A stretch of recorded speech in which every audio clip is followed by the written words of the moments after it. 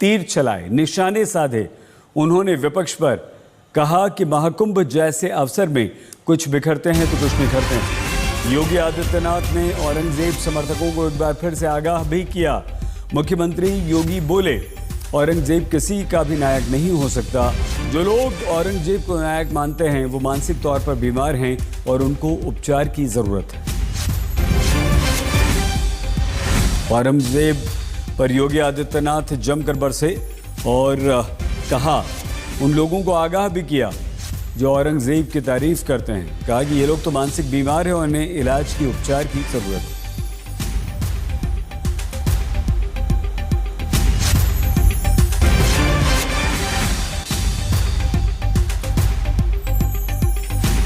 India today conclave पर ये बड़ी बातें उत्तर प्रदेश के मुख्यमंत्री योगी आदित्यनाथ ने कही हैं।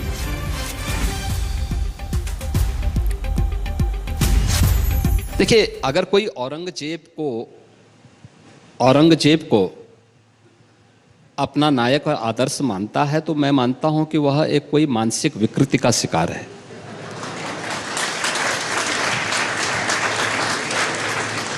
देखिए, एक शुद्ध बुद्धि वाला व्यक्ति औरंगजेब को किस मायने में आप एक नायक के रूप में प्रस्तुत करना चाहते हैं? कोई सभ्य मुसलमान भी अपने पुत्र का नाम औरंगजेब नहीं रखता, क्योंकि औरंगजेब ने अपने पिता शाहजहां को ही कैद कर दिया था। एक एक बूंद जल के लिए तरसाया था। शाहजहां ने अपनी जीवनी में लिखी है कि ऐसा कमबख्त पुत्र किसी को पैदा न हो। हजारों मंदिरों को तोड़वाया था। भारत की आस्था के साथ व्यक्ति खिलवाड़ किया था। हिंदुओं पे जजिया कर लगाया था। भारत के अंदर लाखों हिंदुओं का कत्लेआम किया था और उसको कोई आदर्श माने तो यह तो, और इसलिए इस प्रकार की मानसिक विकृति का उपचार का सबसे अच्छा सेंटर उत्तर प्रदेश है। उत्तर प्रदेश में आइए ना, हम बहुत अच्छे ढंग से उपचार करवाएंगे। देखिए, अवसर जीवन में सबको प्राप्त होता है,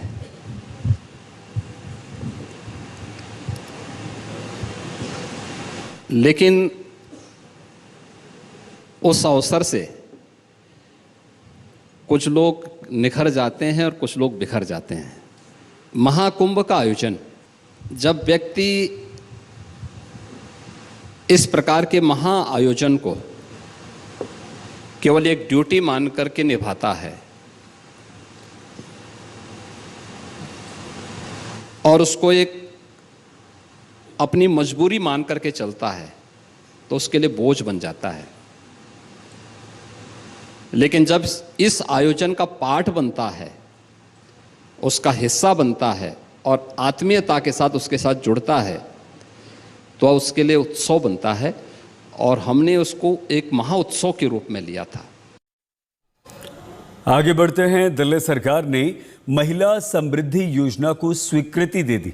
इस योजना के तहत आर्थिक रूप से कमजोर वर्ग की महिलाओं को 2500 रुपए दिए जाएंगे। हालांकि महिलाओं के खाते में पैसे आने में अभी थोड़ा समय लगेगा।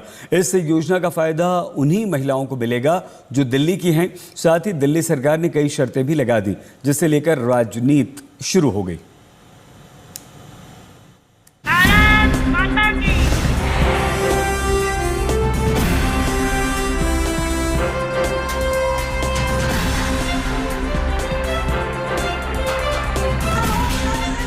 दिल्ली की महिलाओं की 8 से ठाठ शुरू हो गई। आज यानी 8 मार्च से महिलाओं के लिए 2500 रुपए वाली योजना को दिल्ली की बीजेपी सरकार ने मुहर लगा दी है। इस संगठन की सोच को मैं सलाम करती हूँ। कुछ लोग, कुछ सरकारें केवल बातें करते थे, महिला अधिकार, महिला सम्मान, पर उन्होंने कभी कुछ किया नहीं। पर एकमात्र संगठन, एकमात्र पार्टी मैंने देखी जो कहा, जो सोचा वो करके दिखाया। ना केवल वुमेन लेड डेवलपमेंट की बात करी, बल्कि वुमेन लेड गवर्नमेंट के वाक्य को यथार्थ में परिवर्तित किया। महिला सम्मान योजना के ऐलान के लिए बीजेपी ने दिल्ली के मशहूर जवाहरलाल नेहरू स्टेडियम को चुना, जहां भारी संख्या में दिल्ली की महिलाएं मौजूद रहीं।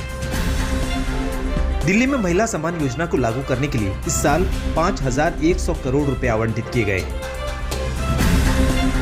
और प्रधानमंत्री महिला समृद्धि योजना के बारे में मैंने ही अपने मैनिफेस्टो में उसके प्रथम चरण में कहा था कि हम महिलाओं को 2,500 रुपए देने का वायदा करते हैं और उसको हम पूरा करेंगे। आज मुझे खुशी है और मैं बधाई देता हूं रेखा जी को और इनके प्रगतिशील नेतृत्व को और मोदी जी को, जिन्होंने आज आने से पहले कैबिनेट का फैसला किया और 5,100 करोड़ रुपए इस साल के लिए आवंटित किया है। महिलाओं को इसका फायदा होगा। महिला समृद्धि योजना में दिल्ली की बीजेपी सरकार ने कई शर्तें लगा दी। दिल्ली की महिला होना जरूरी है, 3 लाख रुपए से ज्यादा की आय ना हो, परिवार इनकम टैक्स नहीं भरता हो, महिला की आयु 18 से 60 साल हो, महिला सरकारी पद पर ना हो, महिला सरकारी लाभ ना लेती हो, ई रजिस्ट्रेशन होना जरूरी है, लाभार्थियों के पास वोटर कार्ड, बीपीएल कार्ड, आधार कार्ड हो।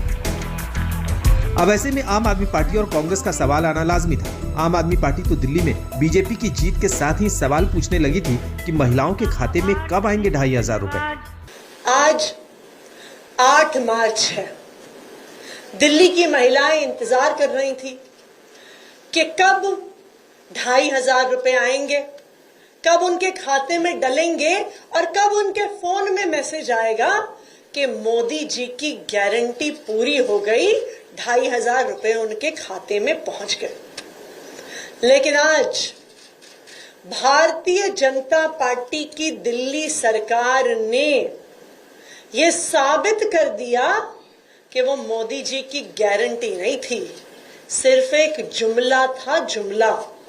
हम स्वागत की बात नहीं, हम इंतजार कर रहे हैं। पहली कैबिनेट की मीटिंग में होना था, नहीं हुआ। दूसरा कैबिनेट की मीटिंग में हो सकता है चल रहा है, हो भी गया तो उसके बाद क्या बैंकों में पैसा कब से आना शुरू होगा? हमें उस दिन का इंतजार है जब जो भाषण और वायदे हैं वो हकीकत में 2,500 रुपया जिस दिन दिल्ली की बहनों के बैंक खाते में पहुंच गया और उन्होंने उस पैसे को निकाल कर अपनी आर्थिक ताकत बनाया, उसका इस्तेमाल किया और उससे उनको आर्थिक सशक्तिकरण होगा, तो स्वाभाविक है हम उसका बिल्कुल स्वागत करेंगे। लेकिन अभी तक मैं देख रही हूँ सिर्फ मात्र घोषणा तक की है, अभी बैंकों में पैसा नहीं आया।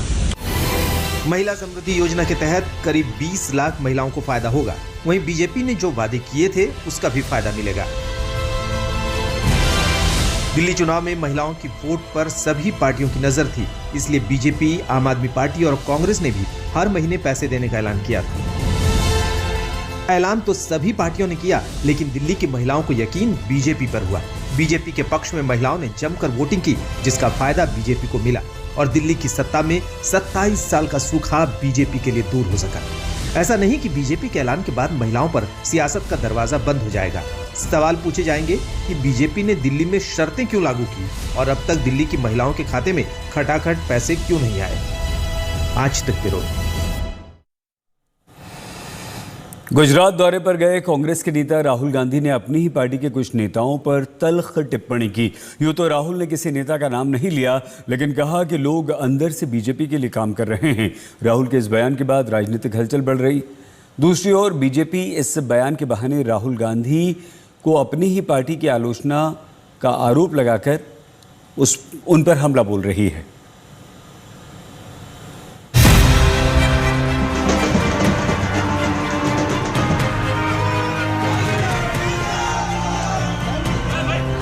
दो दिनों के गुजरात दौरे पर पहुंचे कांग्रेस नेता राहुल गांधी ने जब पार्टी नेताओं और कार्यकर्ताओं से मुलाकात के बाद अपनी बात रखी तो कुछ ऐसा कहा जिस पर सियासी चर्चा शुरू हो गई। रखना चाहता हूं कि चाहे हमारे कार्यकर्ता हो, चाहे राहुल गांधी हो। राहुल गांधी ने किसी का नाम तो नहीं लिया, लेकिन इशारों में अपनी ही पार्टी के कुछ नेताओं पर तंज कसा। भरे मन से पार्टी में गुटबाजी का मुद्दा उठा दिया। डिवीजन है, अभी यहाँ पे बैठे हुए सब लोग मगर 2 टाइप के हैं। और फिर एक कदम और आगे जाते हुए अपनी ही पार्टी के कुछ नेताओं को बीजेपी से मिला हुआ बता दिया। 2 जो ग्रुप्स हैं इनको छानने का है। कांग्रेस पार्टी में नेताओं की कमी नहीं है, district level, block level, senior level नेता हैं, बब्बर शेर हैं, मगर पीछे से चेन लगी हुई है और बब्बर शेर बंधे हुए हैं सब। अब गुजरात की जनता देख रही है, गुजरात की जनता देख रही है, कह रही है भैया कांग्रेस पार्टी ने रेस में बारात का घोड़ा डाल दिया। तो अगर हमें रिश्ता बनाना है तो हमें दो काम करने हैं। ये जो दो ग्रुप हैं इनको अलग करना है। यूं तो गुजरात में विधानसभा चुनाव होने में अभी 2 साल का वक्त है, लेकिन जिस तरह से गुजरात दौरे पर राहुल गांधी ने अपनी ही पार्टी के नेताओं को घेरा है, वो सूबे की सियासत को लेकर कांग्रेस की भविष्य की रणनीति की ओर इशारा कर रहा है। क्योंकि बीते विधानसभा चुनाव में कांग्रेस का प्रदर्शन बेहद खराब रहा था। पिछले चुनाव में कांग्रेस पार्टी 17 सीटों पर ही सिमट गई थी। हालांकि इससे पहले 2017 के चुनाव में कांग्रेस ने बीजेपी को अच्छी टक्कर दी थी। इस चुनाव में कांग्रेस ने 77 सीटें हासिल की थी। लेकिन गुजरात में पिछला चुनाव कांग्रेस के लिए बुरे सपने जैसा था, जब कांग्रेस पार्टी ने गुजरात में अपना सबसे खराब प्रदर्शन किया था।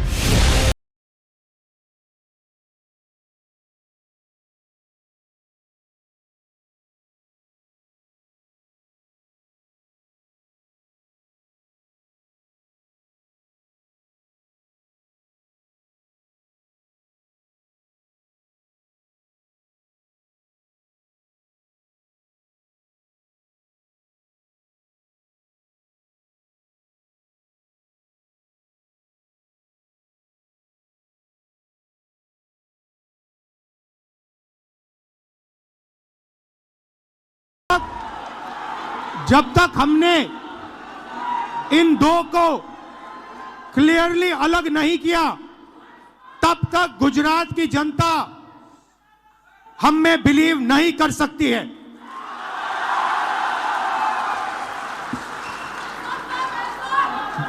गुजरात की जनता,